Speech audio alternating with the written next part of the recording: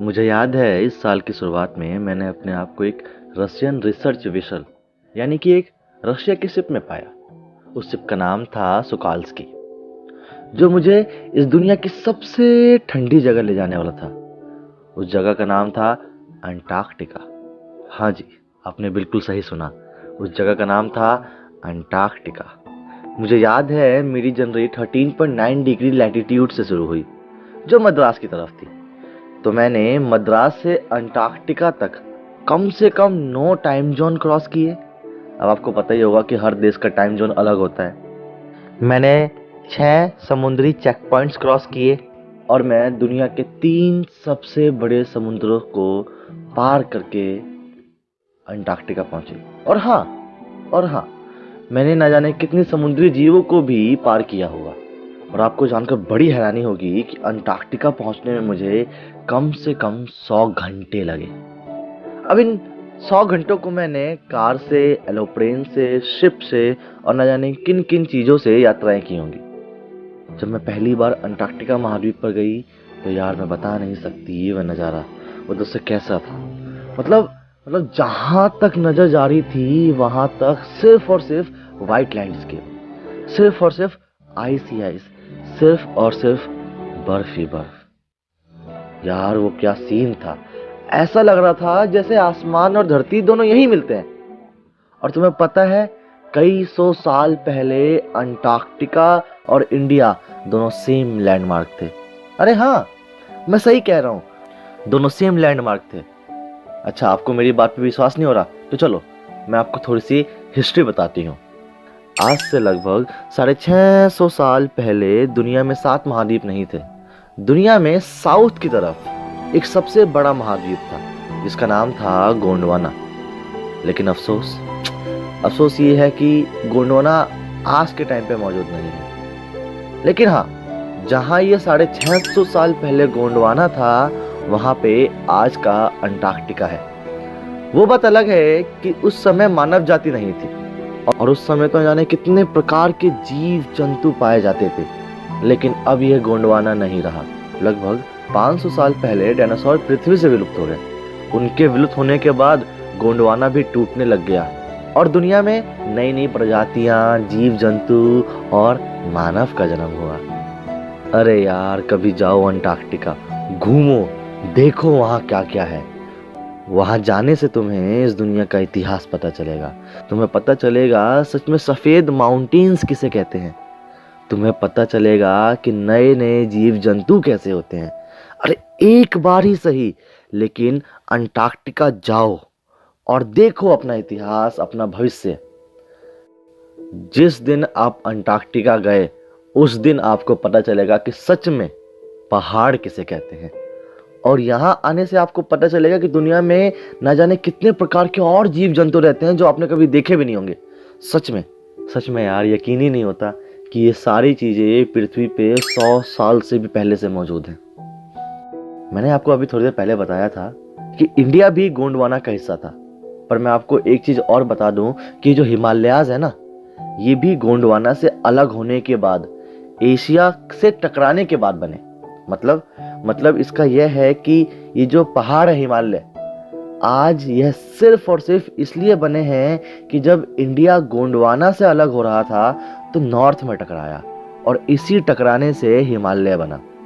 और मैं आपको एक चीज और बता देती हूँ कि साउथ अमेरिका भी गोंडवाना से अलग हुआ था और नॉर्थ अमेरिका में मिला था। ये सारी चीजें कितनी कमाल की रही होंगी ना। एक बार सोचो कैसे अलग हो रही थी ये जगहें, कैसे पहाड़ बने होंगे। अब मैं आपको अपने बारे में बताऊं तो मैं साउथ इंडिया में रहती हूं और हम साउथ इंडियंस सूरज भगवान की पूजा करते हैं। अब मुझ जैसे सूरज भगवान की पूजा करने वाली लड़की दुनिया के सबसे बर्फीली जगह पे 2 वीक्स तक जा रही है। ये अपने आप में बहुत बड़ा चैलेंज है। मैं ऐसी जगह जाने वाली थी जहाँ पे मानव का कोई निशान नहीं है, जहाँ पर कोई पेड़ नहीं है, जहाँ पर कोई एडवर्टीजमेंट्स नहीं है, जहाँ पे कोई बोर्ड्स नहीं लग रहे, जहाँ पे कोई भी बिल्डिंग्स नहीं है। जब आप अंटार्कटिका जाओगे ना तो वहाँ पे आपको ऐसी कोई चीज नहीं मिलेगी। वहाँ पर आपको कोई टाइम जोन नहीं मिलेगा। लेकिन हाँ, अंटार्कटिका में छोटे से छोटे और बड़े से बड़े जीव मिलेंगे जो आपने दुनिया में कहीं नहीं देखे होंगे। अब चाहे वो छोटा सा जीव हो, चाहे एक ब्लू व्हेल ही क्यों ना हो, वो सारी चीजें आपको बिल्कुल नहीं दिखाई देंगी, बिल्कुल अलग दिखाई देंगी। और सबसे बड़ी बात, यहाँ पे जो बर्फ के टुकड़े होते हैं वो दुनिया में सबसे बड़े होते हैं। अब मैं आपको एक वर्ल्ड रिकॉर्ड हिसाब बताती हूँ। यहाँ पर एक सबसे बड़ा बर्फ का टुकड़ा था जो बेल्जियम देश से भी बड़ा था। तो आप इमेजिन कर सकते हो कि यहाँ पे आइसबर्ग्स, यहाँ पे बर्फ के टुकड़े कितने बड़े बड़े होते होंगे।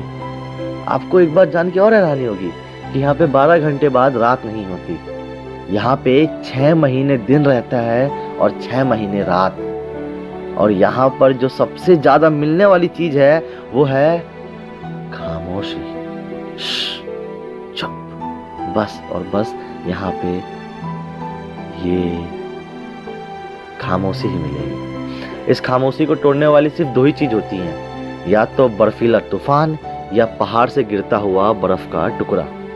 चलिए थोड़ी सी मानव की बात कर लेते हैं। मानव का जन्म पृथ्वी पर आज से लगभग 12,000 साल पहले हुआ, जो बहुत ही कम है। क्यों? मैं ऐसा क्यों कह रही हूँ? क्योंकि पृथ्वी का इतिहास और मानव का इतिहास दोनों में बहुत डिफरेंस है। पृथ्वी बहुत 100 सालों पहले बन चुकी थी और मानव बहुत 100 सालों बाद आया।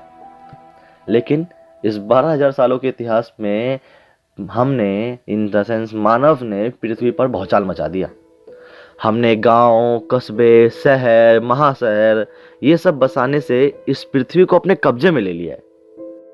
हम लोग इस नेचर को, इस प्रकृति को अपना गुलाम मानते हैं। हम लोग इसे कंट्रोल करने की कोशिश करते हैं। अब आपको पता है कि ह्यूमन पॉपुलेशन दिन प्रतिदिन बढ़ रही है और ये बढ़ती हुई ह्यूमन पॉपुलेशन संसाधनों का शोषण कर रही है, संसाधनों का अंधाधुंध इस्तेमाल कर रही है। और आपको पता है कि संसाधन, रिसोर्सेज इस पृथ्वी पे लिमिटेड है। हम लोग यूज अनलिमिटेड कर रहे हैं उस चीज का जो लिमिटेड है। हम लोग अंधाधुंध कार्बन का इस्तेमाल कर रहे हैं जिससे कि पृथ्वी का टेम्परेचर बढ़ रहा है और इसी वजह से दुनिया में ग्लोबल वार्मिंग हो रही है। यार, इस ग्लोबल वार्मिंग की वजह से अंटार्कटिका का ये आइस मेल्ट हो रहा है।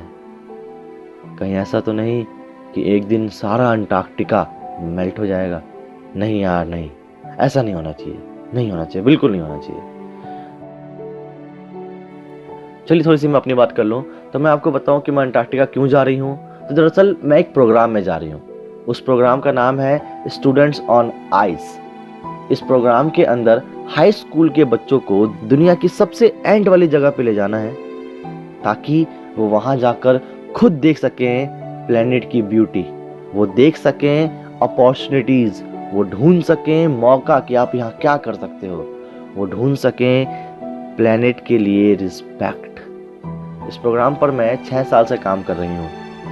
मैं स्टूडेंट को इसलिए लेके जा रही हूँ क्योंकि ये स्टूडेंट्स हमारी फ्यूचर जनरेशन है। इनके ऊपर दुनिया का भविष्य टिका हुआ है। अगर मैं इनको अभी अवेयर कर दूंगी कि देखो ग्लेशियर्स पिघल रहे हैं, तो आगे आने वाले फ्यूचर जनरेशन शायद इस बात को लेके थोड़ा सा चिंतित रहे, थोड़ा सा अवेयर रहे। हम उनको बता देंगे कि आज की डेट में इन्वायरमेंट में क्या क्या प्रॉब्लम हो रही हैं और सिर्फ बताएंगे नहीं, उनको दिखा भी देंगे ताकि वो लोग फ्यूचर में इस बात के लिए अवेयर रहें कि उनको क्या नहीं करना और क्या करना है। अब यार देखो, तुम समझ ही गए होगे कि हमने प्रोग्राम क्यों चलाया। घर में बैठना, आराम से रूम में कंबल ओढ़ के सोना और इन बातों को इग्नोर करना बहुत आसान है। सच में बहुत आसान है। आराम से बैठो और बात करते रहो इन सब चीज़ों की, या बात भी मत करो, ये बहुत ही आसान चीज़ है। लेकिन अंटार्कटिका पहुंचना, वहाँ की प्रॉब्लम को खुद देखना, ये अपने आप में दुनिया का सबसे खतरनाक काम है। मैं शुरू से कह रही हूँ, यहाँ आओ और देखो कि क्लाइमेट कैसे चेंज हो रहा है, देखो ग्लेशियर्स कैसे पिघल रहे हैं यार। शायद तब तुम्हें पता चले कि हाँ दुनिया में सच में ग्लोबल वार्मिंग हो रही है, सच में। यहाँ पर आपको अलग अलग टाइप के जानवर, पेड़ पौधे और इंसान नहीं मिलते। यहाँ पर एक छोटा सा चीज है जो आपको हर जगह दिखाई दे देगा, एक छोटा सा पौधा। उस पौधे का नाम है फाइटोप्लैंक्टन। पता है ये छोटा सा पौधा क्या करता है? ये सन की एनर्जी को यूज करता है, ऑब्जर्व करता है और कार्बन को एसिमिलेट करता है, कार्बन को रोकता है। मतलब यार एक छोटा सा पौधा कार्बन को रोक रहा है। एक छोटा सा पौधा अंटार्कटिका के फूड चेन सिस्टम को बना के रखा हुआ है। एक छोटा सा पौधा इतना अवेयर है, इतना अच्छा कर रहा है, और हम लोग मानव दुनिया में अपने आप को सबसे होशियार समझते हैं, हम ये काम नहीं कर पा रहे हैं सच में। और अब तो साइंटिस्टों ने भी कह दिया है भाई कि अगर ओजोन लेयर में छोटा सा छेद और हो गया तो ये जो प्लांट है, ये जो पौधा है, ये खराब हो जाएगा, ये नष्ट हो जाएगा, और इसके खत्म होने के बाद अंटार्कटिका का पूरा फूड सिस्टम खराब हो जाएगा।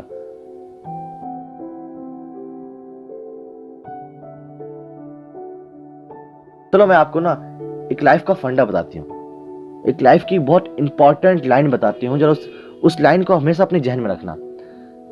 हमेशा छोटी छोटी चीजों का ख्याल रखना चाहिए लाइफ में। जिस दिन आपने यह काम कर लिया ना, बड़ी चीजें अपने आप ठीक हो जाएंगी। तो आप समझ रहे हो कि मैं क्या कहना चाह रही हूँ। मैं ये कहना चाह रही हूँ कि इस पौधे को बचाइए, रोकिए ये जो गलत हो रहा है, और इस पौधे को सेव कीजिए। ये जो मेरा अंटार्कटिका का एक्सपीरियंस था ना, ये मैं आपको मुंह जुबानी नहीं बता सकती। मतलब क्या अद्भुत नज़ारा था वो। मुझे याद है कि जब मैं अंटार्कटिका सर्कल पे पहुंचने ही वाली थी, तभी हमारी शिप, जिसका नाम मैंने आपको बताया था सुकाल्स्की, ये चारों तरफ से आइस में फंस गई। अब आगे जाने का कोई रास्ता नहीं था, कोई भी रास्ता नहीं था। यार अभी तो हम पहुंचने वाले थे, ये क्या हो गया। अभी हमारे कप्तान ने कहा कि अब ये शिप आगे नहीं जा सकती, अब इस शिप को नॉर्थ की तरफ से मोड़ना पड़ेगा। तो आप सभी लोग उतर जाइए, ओशियंस पे चलिए। मतलब ओशियन पे कैसे चल सकते हैं, मतलब ओशियन के ऊपर बर्फ जमी हुई थी, तो उस आइस पे, उस बर्फ पे चलिए। ओशियन के अंदर पानी है, लेकिन ओशियन के ऊपर सिर्फ और सिर्फ एक ही चीज है, वो है आइस। तो कप्तान ने कहा कि आप सभी लोग उतरिए और यहाँ से चलना स्टार्ट कीजिए। तो हम सभी 52 लोगों की गैंग अपना अपना सामान लेकर नीचे उतर गए, और हम लोग बस चल रहे थे, बस और बस चलते जा रहे थे। किस पे? सिर्फ और सिर्फ बर्फ पे, उस ओशियन की बर्फ पे। चारों तरफ बर्फ ही बर्फ, सफेद ही सफेद, चारों तरफ जहां तक नजर जा रही है वहां तक सिर्फ और सिर्फ पहाड़ ही पहाड़, बर्फ ही बर्फ, आइस ही आइस। हमारे पैरों के नीचे दुनिया चल रही थी। कौन सी दुनिया? पानी की दुनिया, ओशियंस की दुनिया। हम देख रहे थे कि कैसे मछलियां, समुद्री जीव चल रहे हैं, वो भी हमारे पैरों के नीचे। यार वो क्या सीन था। अरे वो देखो, वो क्या है? अरे वो तो सील्स हैं जो बर्फ के ऊपर बैठकर धूप सेक रही हैं। यार ये क्या नजारा है। मैं इस सीन को जिंदगी में कभी नहीं भूल सकती। No time zones, 6 checkpoints, 3 समुद्रों को पार करने के बाद नाउ अब मैं पहुंच चुकी हूँ दुनिया की सबसे ब्यूटीफुल प्लेस पे। इस जगह का नाम है अंटार्कटिका। सच में यहाँ 2 वीक्स रहने के बाद मुझे रियलाइज हुआ कि हम जो कर रहे हैं ना, वो गलत कर रहे हैं। क्या हम लोग भी इंतजार कर रहे हैं डायनासोर्स की तरह विलुप्त होने का? है नहीं ना? तो बैठे क्यों है यार? चुप क्यों हो? क्यों हम सब कुछ देखते हुए भी अनदेखा कर रहे हैं? क्यों हम सभी मानव लोग चुपचाप बैठ के इंतजार कर रहे हैं चीजों के खराब होने का? क्यों कर रहे हो भाई आप? आखिर ऐसा क्यों कर रहे हो? आखिर ये ग्लेशियर्स इतने क्यों पिघल रहे हैं? ये सवाल आज अपने आप से पूछना। एक बार सोचना जरूर कि मैंने क्या कहा आप लोगों से। चलिए, थैंक यू सो मच। इसी के साथ ये चैप्टर ख़त्म होता है, journey to the end of the अर्थ।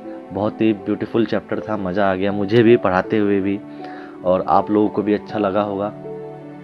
लेकिन मैं आपसे कहना चाहूँगा कि प्लीज़ इन्वायरमेंट और क्लाइमेट चेंज के ऊपर थोड़ा सा अवेयर रहें। आप गलती ना करें, आप गलती नहीं करेंगे तो कोई गलती नहीं करेगा। अगर हर इंसान ये सोच ले कि मैं गलती नहीं करूँगा तो इस दुनिया में कोई भी गलतियाँ नहीं होंगी। तो चलिए, थैंक यू सो मच, आपने वीडियो देखा, और नेक्स्ट वीडियो जल्दी ही बनाने वाला हूँ। कोई भी दिक्कत होगी कमेंट बॉक्स में कमेंट कीजिएगा, मैं ज़रूर आपको रिप्लाई करूँगा। चलिए, थैंक यू। और एक चीज़ और, please subscribe my channel. Okay, bye, take care.